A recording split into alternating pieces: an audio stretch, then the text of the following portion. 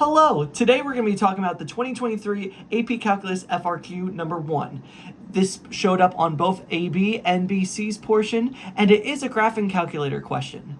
Alright, so let's get started now. Alright, so this is what these FRQ looked like back in 2023. Okay, I am going to show you how to use Desmos with this. Alright, so let's get started now. So they gave us a table, and it's the input variable is seconds, our output is gallons per second, so right there we're already talking about the rate. Okay, so let's read this first, the opening statement. A customer at a gas station is pumping gasoline into a gas tank. The rate of flow of gasoline is modeled by a differentiable function f, where f is measured in gallons per second, and t is measured in seconds since pumping began. Selected values of f and t are given in the table. All right, so let's start off with problem A.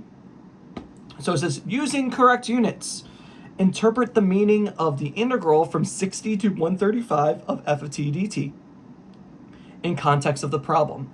Use a right-Riemann sum with 3 subintervals, 60 to 90, 90 to 120, and 120 to 135 to approximate the value of the integral 60 to 135 of f of t dt.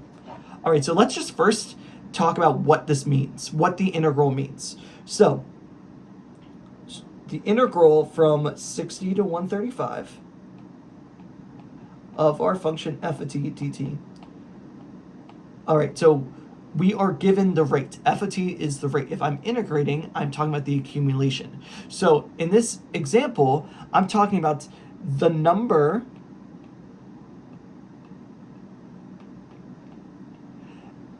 we are given a rate, we are taking the rate away, so we are just left with gallons. So the number of gallons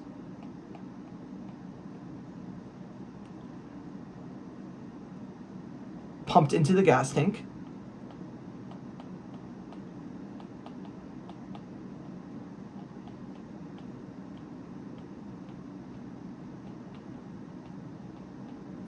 over the interval, I'm going to say from, how many seconds were we starting from? T is equal to 60 to T is equal to 135. And don't forget to add your seconds. So it's just the accumulation of the number of gallons pumped into our gas tank from the start of our area to our end of our area. All right, now let's actually do this Riemann sum, okay? So we are given the intervals 60 to 90, we are given 90 to 120, and we are given 120 to 135. We're going to use right Riemann sums, so each interval, I'm going to use the right point of each interval to figure out what is our height of our box, or our rectangle in each case. So we have the integral from 60 to 135 of f of t dt is approximate. It would be f of 90, the height at 90, because we're using the right Riemann sums, the right endpoint, times the difference between our interval, which would be 30, plus the height at 120, times the difference between that interval, which is also 30, and then added the height at 135 times our distance there, which is going to be 15. All right, then let's plug in for f of 90. F of 90 is 0.15. So 0.15 times 30 plus f of 120, that is 0.1. So 0.1 times 30 plus f of 135, which is going to be 0.05. Times 15. All right, we got a calculator. Let's use it. All right, so we are doing 1.5 times 30. So that first one goes to 4.5. Then we have that 0.1 times 30. That is going to be 3. So plus 3, and then plus 0.05. 0.005. My Atlanta. 0.00, just 1 0 times 15. And that will be 0.75. Add those all together.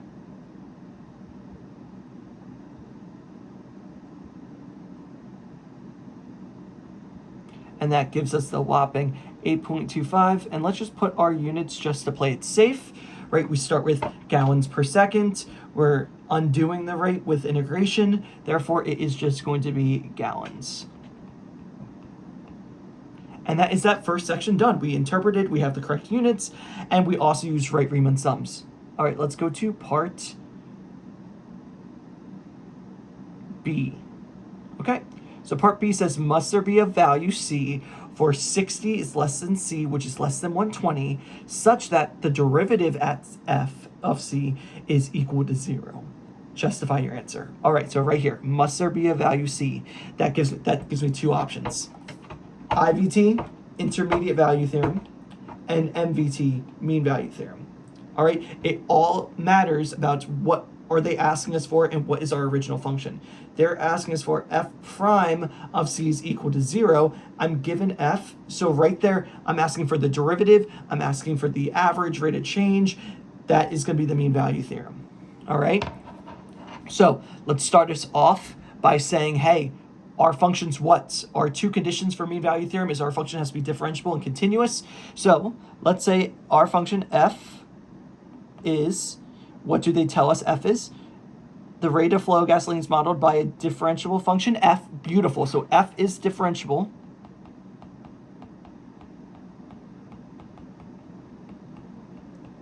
Thus, f is continuous.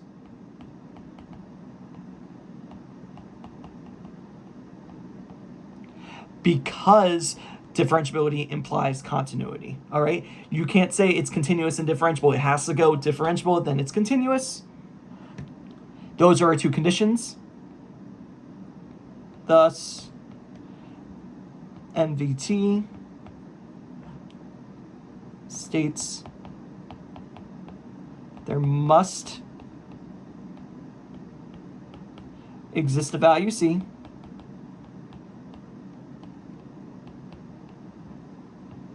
in the interval from 60, which is less than C, which is less than 120, such that, here's the big thing,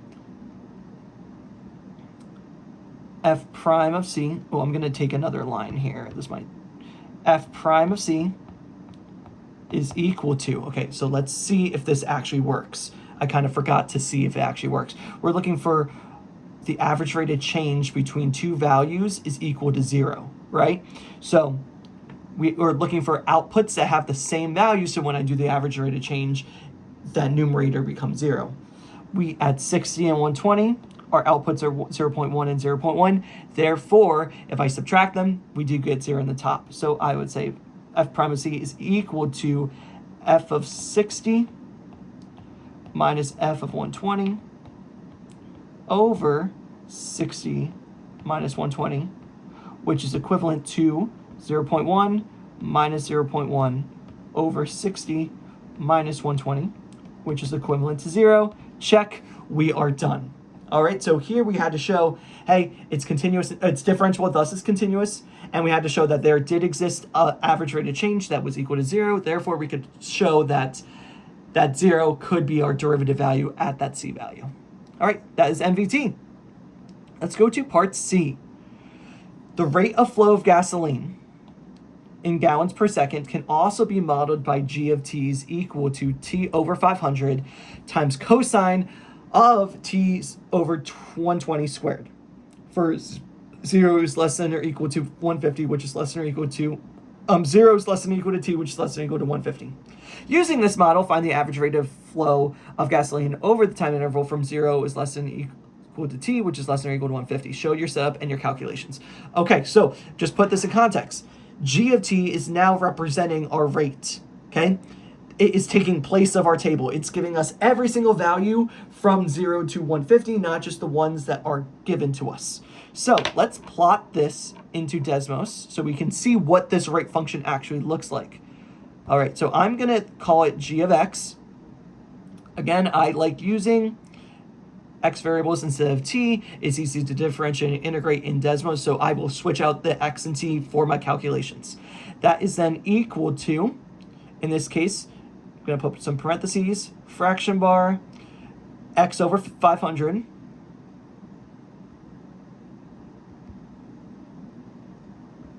close parentheses, then times cosine,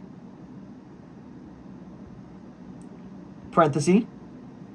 I'm going to put another parenthesis for this fraction here. That would be x over 120. Close off that parenthesis. We're squaring that, and we're going to close off that parenthesis again. That should give us our function. I know it looks very tiny, so if I go home, that is our derivative. So let's now figure out, hey, what is this average value? Let's talk about average value. Average value, the formula for average value should be 1 over b minus a, integral a to b of a function dt. Okay, that b minus a are your endpoints. Is saying, hey, I'm finding the average value between these two, and your function, here's the big thing, your function should have the same units as what you want out. So if this is feet, you want to find the average value of your feet. So here, our goal is to find the average value, average rate of flow of gasoline. So guess what our function that we should put in should be? It should be the rate function. So what we should plot into our graph should be into our Desmos should be 1 over, we're trying to find the average rate between 0 and 150, so it should be 150 minus 0, integral from 0 to 150 of our function here, which is g of t, dt. Let's put this into Desmos real fast and see what we get here. So that would be fraction 1 over 150, integral I and t from 0 to 150 of our function here, which is g of x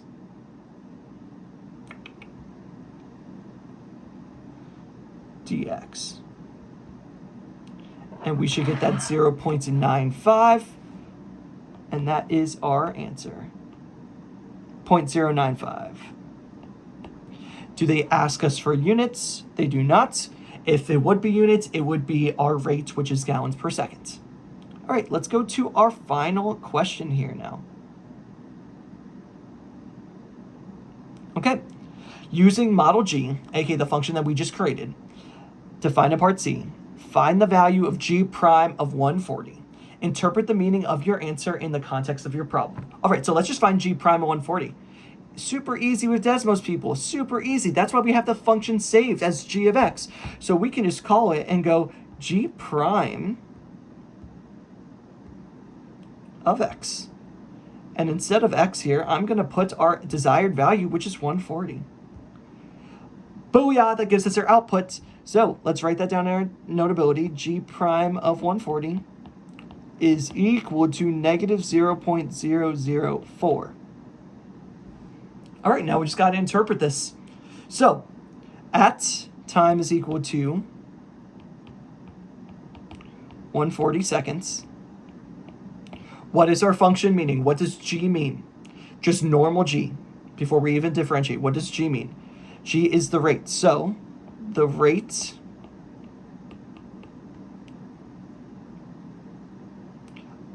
of flow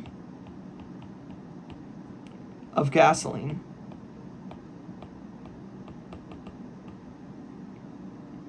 now what's happening? Our derivative's negative, so it is decreasing.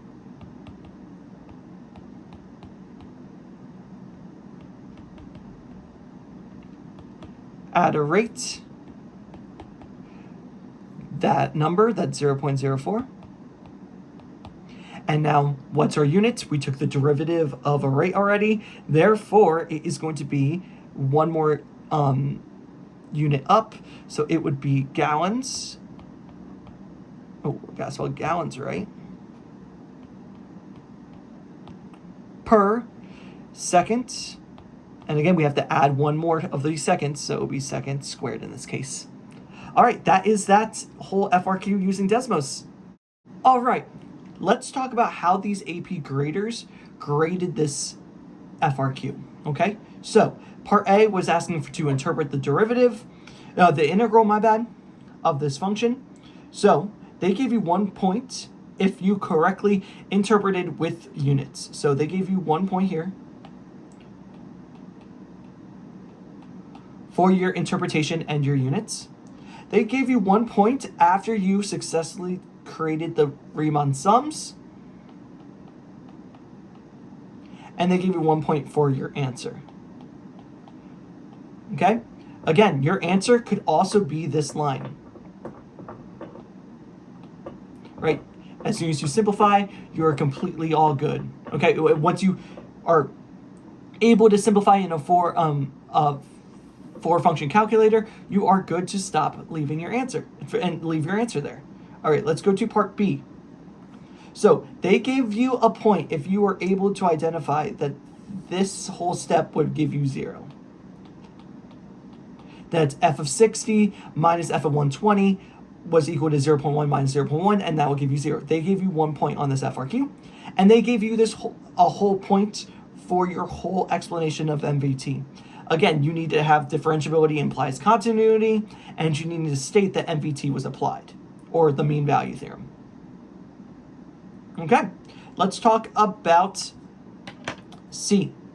All right, so they gave you 2 points for this FRQ. They gave you 1 point for using the average value theorem, and they also gave you 1 point for your answer. So those are 2 points for you. They gave you 1 point for the average value theorem formula, and they give you 1 point for the actual answer. And last but not least, this last problem. They gave you 1 point for getting the correct value of G prime of 140. And then they gave you 1 point for your explanation. And that was how the AP graders gave you those 9 points for this FRQ. That is a wrap on this FRQ explanation video. This was, again, question number 1 on the 2023 AP test for both AB and BC, and this was a Desmos calculator question. I hope you found this video helpful, and I hope you found my explanations helpful, and I hope you have the best of luck studying for your AP test. Thank you very much for watching.